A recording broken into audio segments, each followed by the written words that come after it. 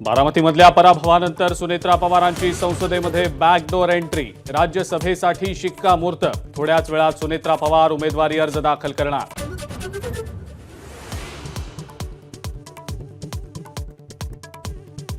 सरकारच्या वतीनं शंभूराज देसाई आज मनोज जरांगेंना भेटणार। जरांगेंच्या मागण्यांवर चर्चा करणार।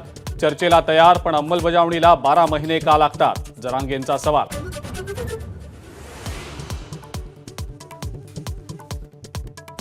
सरकार ओबीसींना दुय्यम वागणूक देत असल्याचा लक्ष्मण हाकेंचा आरोप। लक्ष्मण हाकेंना पोलिसांची आंदोलन न करण्याची नोटीस।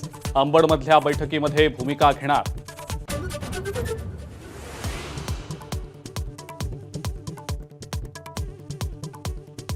विधानसभा निवडणुकीच्या पार्श्वभूमीवर मनसे ॲक्शन मोडवर।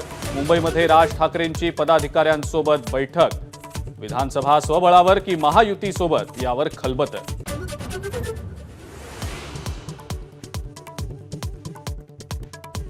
पुण्यातल्या कल्याणीनगर अपघातातल्या मृतांच्या विसेरामध्ये दारूचा अंश टाकून पॉझिटिव्ह करण्याचा प्रयत्न। माजी गृहमंत्री अनिल देशमुख यांचा गंभीर आरोप।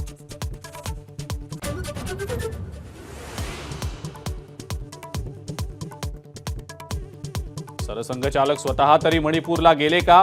संजय राऊतांचा सवाल। मोदी शहांच्या मनमानी विरोधात वरिष्ठ भाजप नेत्यात बंडाची हिंमत आहे का? राऊतांची टीका।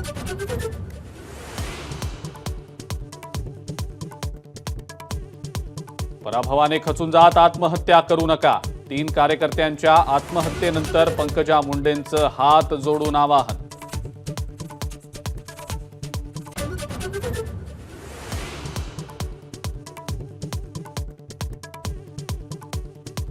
नीट परीक्षेमध्ये ग्रेस मार्क मिळालेल्या सर्व 1563 विद्यार्थ्यांचे निकाल रद्द करणार। केंद्र सरकारची सुप्रीम कोर्टात माहिती। 1563 विद्यार्थ्यांना पुन्हा परीक्षा देण्याची मुभा।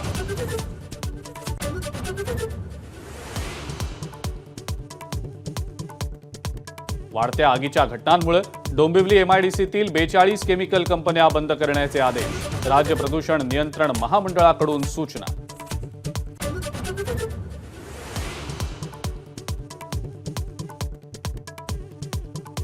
आणि तिसऱ्यांदा पदभार स्वीकारल्यानंतर पंतप्रधान मोदींचा आज पहिला परदेश दौरा। G7 शिखर परिषदेसाठी मोदी इटली दौऱ्यावर।